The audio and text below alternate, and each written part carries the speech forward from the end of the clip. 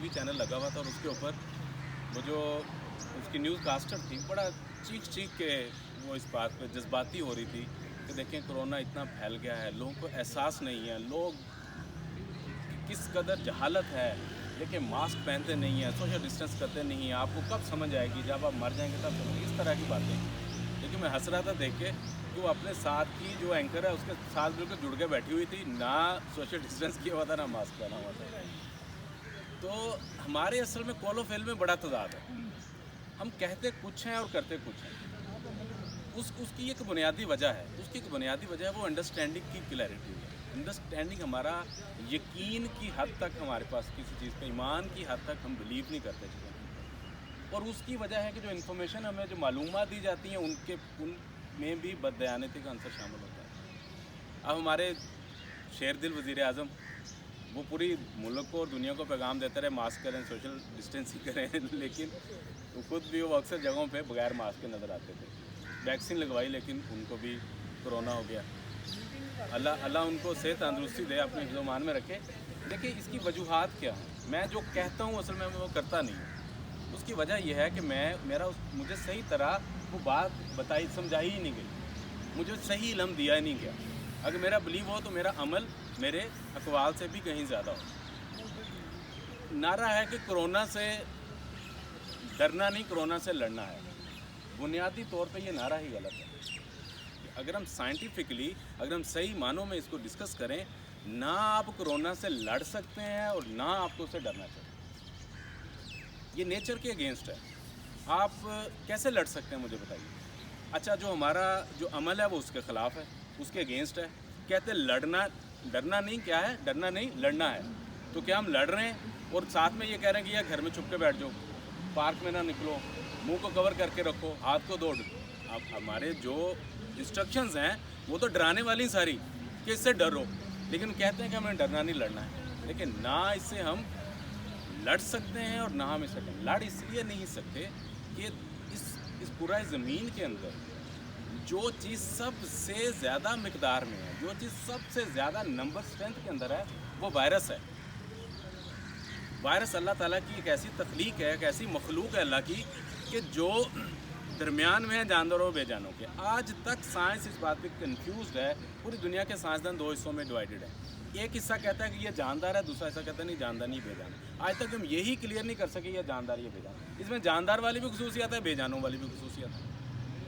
इतने ज़्यादा हैं कि मैं जो सांस लेता हूँ, एक सांस के थ्रू करोड़ों अरबों वायरस मेरे अंदर जाते हैं, हर जगह के ऊपर है। और साइज़ इतना छोटा है कि आप तसव्वुर भी नहीं कर सकते। 1 मिलीमीटर का करोड़वां हिस्सा होगा वायरस, हम सोच भी नहीं सकते, हम उसका इमेजिन ही नहीं कर सकते इसका साइज़ का। कैसे उससे आप लड़ेंगे? और फिर क्या वो यह हिस्सा नहीं है इस दुनिया का? आप जब इंसान इस ज़मीन में आया तो वो उससे पहले से थे। तो हम एलियन है यहाँ पे, हम बाद में आए, हमने कब्जा किया ज़मीन के ऊपर। अगर वायरस, बैक्टीरियाज, ये माइक्रो ऑर्गेनिज्म तो हमसे कहीं करोड़ों अरबों साल पहले से यहाँ पे अवेलेबल। तो अब कैसे उनके साथ लड़ेंगे?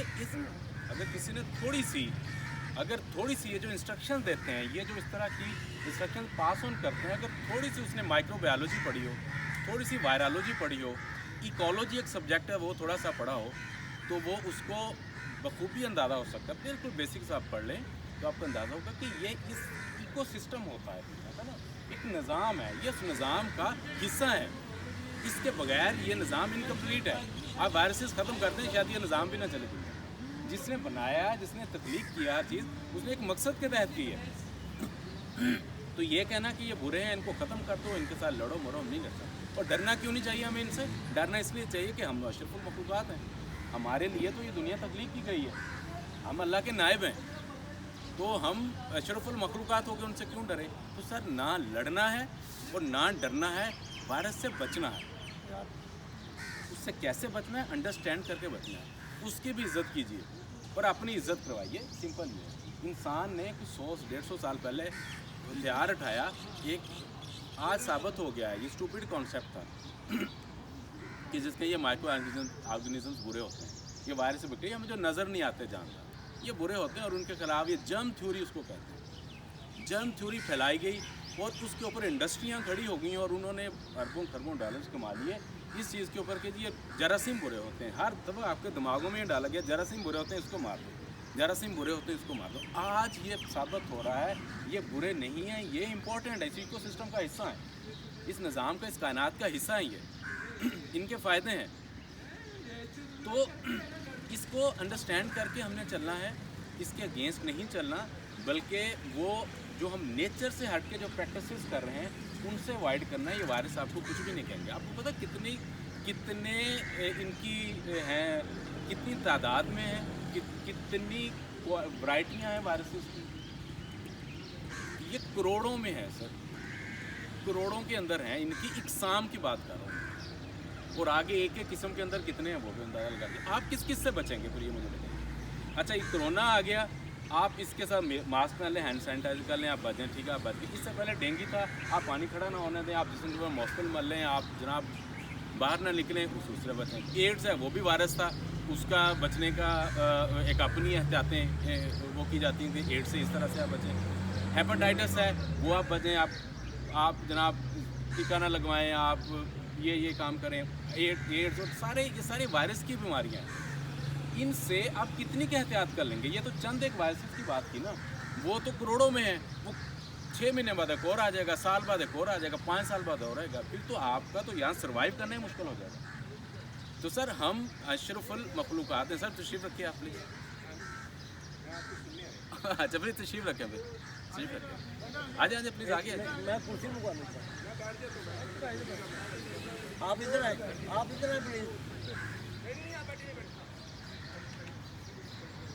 तो हमने अंडरस्टैंडिंग देने की कोशिश की है, हमने हमेशा ये बात की कोशिश की है कि हम समझें, अंडरस्टैंड करें, और अपना अगर हम किबला दुरुस्त कर लें तो हम वायरसेस से हमें डरना नहीं पड़ेगा, ये हमें कुछ भी नहीं कहेंगे। बल्कि अगर अगेन टाइम का इशू है और चीज़ें होती हैं, अदरवाइज़ मैं अगर इनको फ़ायदे आपको गिनवाने शुरू करूँ तो आप हैरान हो जाएं कि इनके कितने फ़ायदे हैं इन वायरसेस के। एनी हो, हमने जो बात की है, सेहतें दो तरह की होती हैं, हमने हमेशा एजुकेट करने की कोशिश की है। हम दो चीज़ों से, मैं ये नहीं कहता, हरगिज़ नहीं कह रहा कि ये SOPs बुरे हैं, हम इसको एडवोकेट करते रहें, हमेशा हम इसके ऊपर SOPs की बात की है। आप मास्क भी पहनिए, आप सोशल डिस्टेंस भी कीजिए, आप अपने हाथ भी धोइए, आप चाहें तो वैक्सीन भी लगाइए। लेकिन अगर ये बात कही जाए कि ये वाहिद हल ये 3 चीज़ें हैं, तो ये झूठ है, इस पर इख्तलाफ है। इनका किरदार 5-10% है, हम उसको मानते हैं। लेकिन अगर ये कहें कि सारा इन्हिसार ही इसके ऊपर है, बनाने वाले से शायद कोई कमी रहेगी कि आज एक वायरस आ गया, उसको पता नहीं था कि 2020 में वायरस आना था, लिहाजा हमने उसकी प्रोटेक्शन के लिए उसने हमें कुछ भी नहीं दिया। और ये कंपनीज़ को पता है जिन्होंने वैक्सीन बनानी है कि इसकी वैक्सीन लगेगी तो हम प्रोटेक्टेड रहेंगे, तो हमें नहीं रह सकते। तो ऐसी बात नहीं है। हमने ये कहा कि 3 सेहतें हैं, फिज़िकल हेल्थ, हमारी इम्यून हेल्थ, हमारी मेटाबॉलिक हेल्थ। हम आम तौर पे लोगों की परसेप्शन ये है कि जो नज़र आता है बंदा ये सेहत है, अगर सेहतमंद नज़र आ रहा है, फिजिकली फिट है, तो वो सेहतमंद है। ऐसा नहीं है, उससे ज़्यादा इंपॉर्टेंट जो हेल्थ है वो हमारी इम्यून सिस्टम है। इन वायरसेस को डील करने के लिए अल्लाह ताला ने हमें एक डेडिकेटेड, डिटेल्ड, एक्सीलेंट किस्म का इम्यून सिस्टम दिया हुआ है। इम्यून सिस्टम के हर कंपोनेंट के अंदर हम बहुत डिटेल में बात करते हैं, उसकी वीडियोज़ इंटरनेट के ऊपर अवेलेबल है। मैं बहुत मुख्तसरन आपसे डिस्कस करूँगा, डिस्कस इसलिए करूँगा कि ज़रूरी है। अगर ये चीज़ें हम कर लेंगे हम इससे बचेंगे इंशाल्लाह, हमें कोई परेशानी नहीं होगी। इम्यून सिस्टम क्या है? हमारी वो ताकत जो बीमारियों से, वायरसेस से, फंगस से लड़ती है, जो हमें महफूज रखती है। इम्यून सिस्टम की 3 लाइंस होती हैं। फर्स्ट है सरफेस बैरियर। हमें कहा जाता है कि मास्क लगाओ, नहीं बचोगे। अल्लाह ताला ने हमें मास्क से ज़्यादा बेहतर ये नाक का निज़ाम दिया हुआ है, जिसके अंदर पूरा फिल्ट्रेशन प्लांट है, वो हर आने वाली एयर को फिल्ट्रेट करता है और आगे जाने देता है, वायरस, फंगसेस, बैक्टीरियाज को आगे जाने नहीं देता। उसके लिए क्या करना है? उसके लिए माउथ ब्रीदिंग नहीं करनी, नेज़ल ब्रीदिंग करनी, ब्रीदिंग सीखनी है उसके लिए, दैट इज़ इम्पॉर्टेंट। तो हम प्रोटेक्टेड हैं। अगर वायरस, फंगस यहाँ से गुजर के आगे लंग्स में चला जाएगा तो हमारा इनेट इम्यून सिस्टम, जो असल इम्यून सिस्टम वो इनेट इम्यून सिस्टम है। और तीसरा जो है अडॉप्टिव इम्यून सिस्टम, जो वैक्सीन है वो अडॉप्टिव सिस्टम में काम करती है। आपको यही कहा गया कि वैक्सीन लगवाओ, वैक्सीन लगवाओ, वो इम्यून सिस्टम की तीसरी लेयर है जिसके ऊपर काम करती है। लेकिन जो दरमियानी है, दूसरी है इनेट इम्यून सिस्टम, जिसकी अपनी फ़ौजें हैं, आपसे डिस्कस किया था, 50 के करीब अफवाज हैं हमारे इनेट इम्यून सिस्टम के पास, और वो सेकंड्स में एक्टिवेट होता है। जो वैक्सीन वाली इम्यूनिटी है ये 4 से 6 हफ्ते लेती है, ये हफ्तों के बाद जाके डेवलप होती है। जो इनेट इम्यून सिस्टम है जिसमें फौजें हैं जो जाती हैं और वायरस को किल कर देती हैं, वो तो सेकंड्स में एक्टिवेट हो जाता है। इधर वायरस आपके बॉडी में गया, इधर फौजें एक्टिवेट हो गई। और हमने डिटेल में बात की हुई है कि किस तरह जाके हमला करती हैं और किस तरह जाके इन वायरसेस को किल करती हैं। इनेट इम्यून सिस्टम का एक हथियार इंटरफेरोन है, जो ख़ास तौर पे हमारे जिस्म में एक ऐसा केमिकल बनता है, एक ऐसी दवाई बनती है जो सिर्फ वायरसेस के लिए है। और उसके लिए बॉडी का जब टेम्परेचर, जब बुखार होता है टेम्परेचर हाई होता है, जब टेम्परेचर हाई होता है इंटरफेरोन मेडिसिन हमारी बॉडी में सिक्रीट होती है और जाके वायरसेस को किल कर देती है। हमने इसके हवाले से डिटेल में बात की थी कि अल्लाह ताला की बहुत बड़ी नेमत नाइट्रिक ऑक्साइड है, एक्सीलेंट मेडिसिन इन वायरसेस के रेफरेंस से। नाइट्रिक ऑक्साइड ऐसी चीज़ है जो 3 तरीक़ों से हमें प्रोटेक्ट करती है, सिर्फ अगर हम कोरोना या वायरस की बात करें। कैसे करती है? अगर वायरस जिस्म में चला गया तो नाइट्रिक ऑक्साइड वायरस को किल करती है। अगर किसी को कॉम्प्लिकेशन होगी, उसके फेफड़े ख़राब हो गए, तो नाइट्रिक ऑक्साइड ऐसी गैस है जो फेफड़ों को खोलती है, फेफड़ों को रिलैक्स करती है। अगर उससे भी ज़्यादा कॉम्प्लिकेशन होगी, खून में क्लॉटिंग बनना शुरू होगी, तो नाइट्रिक ऑक्साइड इस क्लॉटिंग के अमल को रोकती है, खून को फ्रेश रखती है। मिलती कहाँ से है? इस एक्सरसाइज से, ब्रीदिंग एक्सरसाइज से मिलती है। हमारे नाक में बनती है, हमारे खून की जो नालियाँ हैं, खून की नालियों के अंदर जो ब्रीक लेयर है वहाँ पे बनती है, कोई और ज़रिया नहीं उसका। Exercise, physical exercise, nasal breathing, नाक की एक्सरसाइज कीजिए, नाइट्रिक ऑक्साइड आपके जिस्म में इतनी बन जाएगी कि जो आपको एक दिन के लिए या सर्टन टाइम के लिए आपको बिल्कुल वायरस से उनसे प्रोटेक्ट करेगी। ये बातें नहीं बताई जाती, बदकिस्मती इस बात की। ये प्रोटेक्शन जो कुदरत दी है ये नहीं डिस्कस की जाती। तीसरी सबसे इम्पोर्टेंट बात जो आज का टॉपिक है, ये बाकी चीज़ें हम पहले करते आए हैं। अगर आपकी इंटरेस्ट है, आप हमारा ज़ाहिर ये जो बागी जनाब का यूट्यूब चैनल है, ये जो पाकिस्तान है उसके ऊपर जाइए, सारी टॉक्स जो हमने एक एक पॉइंट को के ऊपर पूरी टॉक की हुई है वो वहाँ पे अवेलेबल, आप जाके पूरी उसकी साइंस, उसकी फिलॉसफी अंडरस्टैंड कर सकते हैं। तीसरी मोस्ट इंपॉर्टेंट चीज़ हम कहते हैं ना, फिजिकल हेल्थ, इम्यून हेल्थ और तीसरी मेटाबॉलिक हेल्थ। आज मैं आपसे मेटाबॉलिक हेल्थ के ऊपर थोड़ी सी बात करूँ। मेटाबॉलिक हेल्थ क्या है? ये अंदर की सेहत, ये इंजन है हमारा, यहाँ से यहाँ लेके यहाँ तक हमारा बॉडी का इंजन है। ये इंजन की सेहत जो है ना, ये मेटाबॉलिक हेल्थ है। बदकिस्मती से मेटाबॉलिक हेल्थ बैडली डैमेज है। जो क्राइसिस है दुनिया में वो मेटाबॉलिक हेल्थ का क्राइसिस है। मेटाबॉलिकली अनहेल्दी बंदे को ही ये कोरोना वायरस इफ़ेक्ट करता है और उसी में कॉम्प्लिकेशन होती हैं, और जो डेथ हुई हैं वो उन्हीं लोगों की। आपसे एक इंटरेस्टिंग मैं खबर शेयर करूं, शायद आपने सुना भी हो। सौरव गंगोली इंडिया की टीम का कप्तान, फिट आदमी, 48 साल उम्र है, एक्सरसाइज कर रहा था, गिर गया और हॉस्पिटल लेके गए तो पता चला हार्ट अटैक हो गया। जब उसकी एंजियोग्राफी की गई तो देखा जी 3 खून की नालियाँ बंद। सिगरेट नहीं पीता, शराब नहीं पीता, एक्सरसाइज भी करता है, देखने में फिजिकली देखने में फिट है, खूबसूरत है, लेकिन क्या है पता नहीं है, क्योंकि उसने उसी को सही समझ लिया। ये अंदर मेटाबॉलिकली उसके अंदर क्या चल रहा है वो उसको पता ही नहीं था। तो इसलिए हमें नहीं पता होता कि हम मेटाबॉलिकली हेल्दी हैं या अनहेल्दी हैं। और ये जितनी भी आज के दौर की बीमारियाँ हैं, इनको लाइफस्टाइल बीमारियाँ भी कहा जाता है, इनको मेटाबॉलिक इलनेसेस भी कहा जाता है, इनको इंसुलिन रेजिस्टेंस सिंड्रोम भी कहा जाता है, इनको इंडस्ट्रियलाइज सिविलाइज्ड दुनिया की जो बीमारियाँ वो भी कहा जाता है, जिसके अंदर हार्ट अटैक है, जिसके अंदर फालज है, जिसमें कैंसर है, जिसके अंदर शुगर है, और जिसके अंदर मैं कहूँगा ये कोरोना वायरस भी है। ये बीमारियाँ मेटाबॉलिक हेल्थ की असल में बीमारियाँ हैं, जो बात हम लोगों को नहीं बताई जाती। जिन चीज़ों को प्रमोट करने की ज़रूरत है, जो समझाने की ज़रूरत है, वो ये गुफ्तगू है, वो ये चीज़ें हैं। मेटाबॉलिकली आप हेल्दी हैं, आप हार्ट अटैक से, ब्लड प्रेशर से, शुगर से, मोटापे से, फालज से, कैंसर से और ये वायरसेस की बीमारियों से बिल्कुल बचे रहेंगे। मेटाबॉलिक हेल्थ जानना बहुत मुश्किल नहीं है। अगर आप बहुत कॉन्शियस हैं, आप खर्चा कर सकते हैं। आप दिल का एक्सरे करवा के देख लीजिए। दिल का एक्सरे तकरीबन 25-30 हज़ार रुपये की 16 हज़ार रुपये में 34,000 में। अच्छा, जो बाहर है वो 34,000 में होता है, PSC से करवाएं 16,000 रुपये का, 20-25 आप एवरेज लगा लें। अगर आप ज़्यादा कॉन्शियस हैं, अपने दिल का एक्सरे करवा के दीजिए, पता चलेगा कि दिल की नालियों की सूरत हाल क्या है। वो 10 साल, आने वाले 10 साल को प्रोडिक्ट कर देती है कि आपको हार्ट अटैक होना या नहीं होना।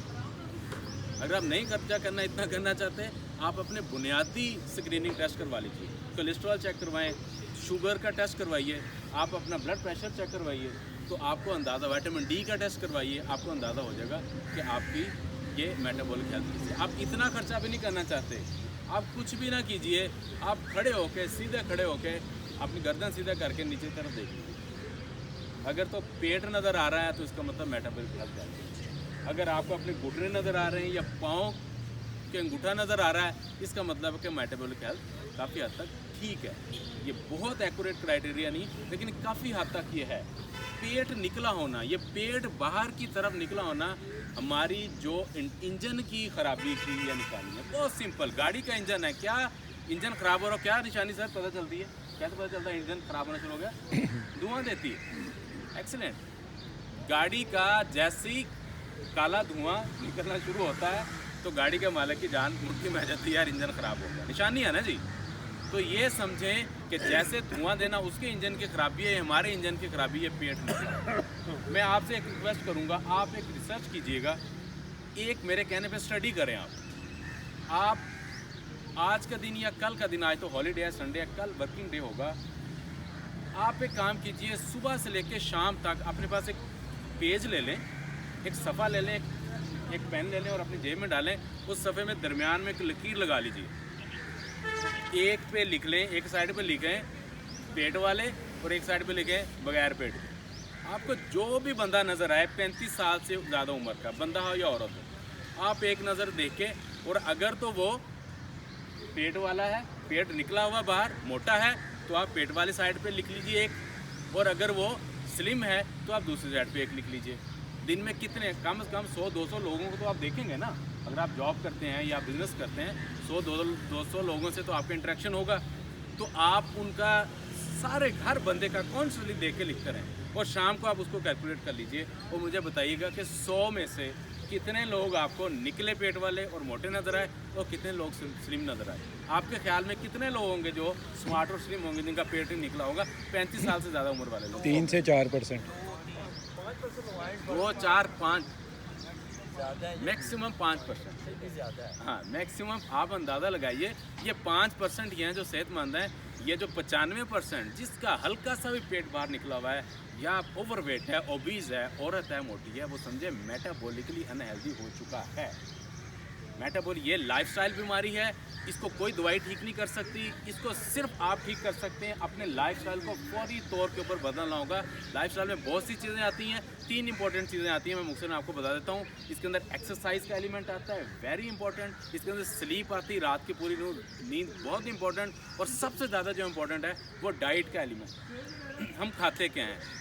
अब तक मैं भी आपको ये बताता आ रहा हूँ, और जितनी भी लोग जो फिलोसफर सोशल मीडिया पे बैठे हुए हैं और जितने भी डॉक्टर्स हैं, वो आपको एक कंपोनेंट बता रहे हैं। वो बता रहे हैं कि कितना खाना है, खाने के मुतालिक कितना खाना है ये बताते हैं ना, और क्या खाना है, कितना खाना है और क्या खाना है, इसका किरदार डाइट के अगर हम देखें तो 40% है।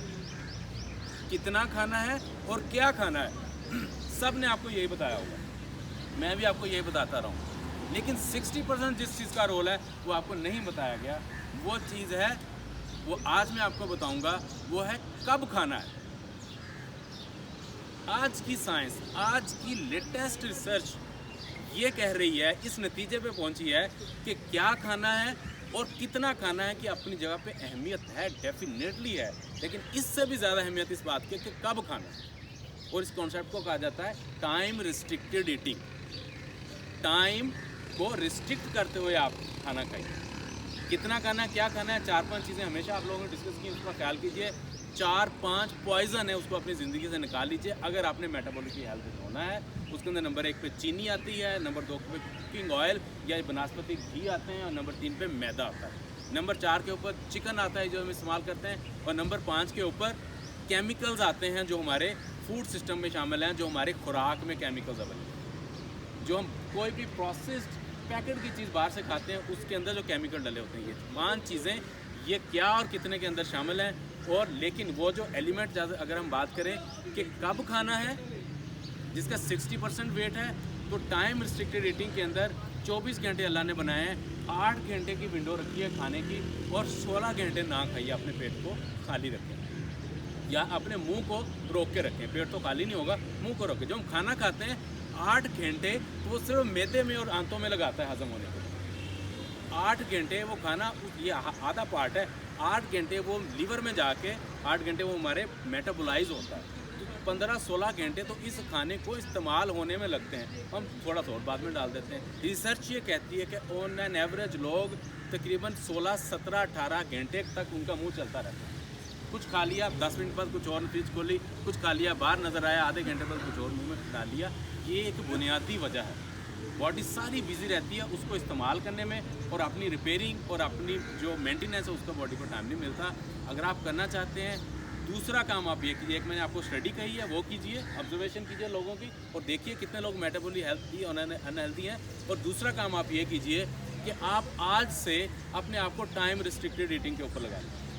सुबह अगर आपने 8 बजे नाश्ता किया है, पहले नंबर पे 10 दिन के लिए आप 10 घंटे खाना खाएं और बाकी 14 घंटे आप ना खाएं। एक हफ़्ता ये प्रैक्टिस कीजिए, आपकी बॉडी यूज़ हो जाएगी, फिर आप 8 घंटे के ऊपर आ जाइएगा। अगर आपने सुबह 8 बजे नाश्ता किया तो फ़िलहाल आप रात को शाम का 6 बजे खाना खा लें। इस दौरान में खाएं, लेकिन उसके बाद सिर्फ पानी पिएँ, खाएं कुछ ना। 10 दिन में आपकी बॉडी यूज़ हो जाएगी। उसके बाद आप 8 घंटे पे ले आइए। सुबह अगर 8 बजे आपने नाश्ता किया है तो आप शाम को 4 बजे आप शाम का खाना, या 9 बजे अगर आपने नाश्ता किया है तो आप 5 बजे खाना खा लीजिए। 2 खाने के ऊपर आप लेके आइए। आप देखेंगे कि आपके इस बढ़ते हुए पेट के अंदर, या आपकी अगर ओवर वेट है तो इसके अंदर एक सिग्निफिकेंट फ़र्क है। 2 इंपॉर्टेंट चीज़ें मैंने बताई हैं, क्या खाना है क्या नहीं खाना ये मैंने आपको बताया, उन चीज़ें अवॉइड कीजिए। टाइम रिस्ट्रिक्टेड ईटिंग को आप अडॉप्ट कीजिए। ये साबितशुदा है, ये रिसर्च बेस्ड है, ये प्रूवन है, ये इल्म है। ये जस्ट जज्बाती या जस्ट सुनी सुनाई बातें नहीं है, ये आपको डेफिनेटली इम्पैक्ट करेंगे। मैं जस्ट कंक्लूड करूँगा, ये क्राइसिस है, जो इन्फॉर्मेशन आपको दी गई है, दी जा रही है, नॉन साइंटिफिक है, नॉन सेंस है, कमर्शियली ओरिएंटेड इन्फॉर्मेशन है। वो सारा कोरोना से बचने के लिए कहा जाता है, जिनके पीछे कमर्शियल ऑब्जेक्टिव्स हैं। मास्क खरीदें, पैसा लगाएं, सैनिटाइज़र खरीदें, पैसा लगाएं, वैक्सीन लगवाएं, पैसा लगाएं, लेकिन हम नेचर की बात कर रहे हैं। आप नेचर को, फितरत के ऊपर रहते हुए अगर अपनी ज़िंदगी को उसमें ढालें, जो चीज़ें बता रहे हैं उसमें अमल करें, आपकी फ़िज़िकल हेल्थ भी इंशाल्लाह अच्छी होगी, आपकी इम्यून हेल्थ भी स्ट्रॉन्ग होगी, आपकी मेटाबॉलिक हेल्थ भी स्ट्रॉन्ग होगी। आज की दुनिया के जो किलर्स हैं, हार्ट अटैक, फालज, शुगर, कैंसर, मोटापा, हाई ब्लड प्रेशर और ये वायरस से बैक्टीरिया वाले इन्फेक्शन, इंशाल्लाह ताला आपको कुछ भी नहीं बिगाड़ेंगे, क्योंकि हम इस दुनिया के अंदर हमें यहाँ सरवाइव करने के लिए भेजा गया है। हमारे बाओ-इजाद करोड़ों सालों से, लाखों सालों से सरवाइव करते आ रहे हैं। इस पूरा तमाम जानदार, तमाम जानवर सरवाइव कर रहे हैं, और हम यहाँ पे सरवाइव करने के लिए, ग्रो करने के लिए, हुक्मरानी करने के लिए हैं, ना कि हमें डरने और डराने के लिए हम दुनिया में भेजे गए हैं। इस वायरस से डर जाओ, इस बैक्टीरिया से डर जाओ, घर में छुप जाओ, मौसम लगा लो, ये नेचुरल है। और खुदा पे भरोसा रखिए, नेचर को अडॉप्ट कीजिए, जो नेचर के अगेंस्ट प्रैक्टिसेस हैं उससे अवॉइड कीजिए। इंशाल्लाह ताला आपको कुछ भी नहीं होगा। आपको सुनने का बहुत शुक्रिया। जज़ाकल्लाह।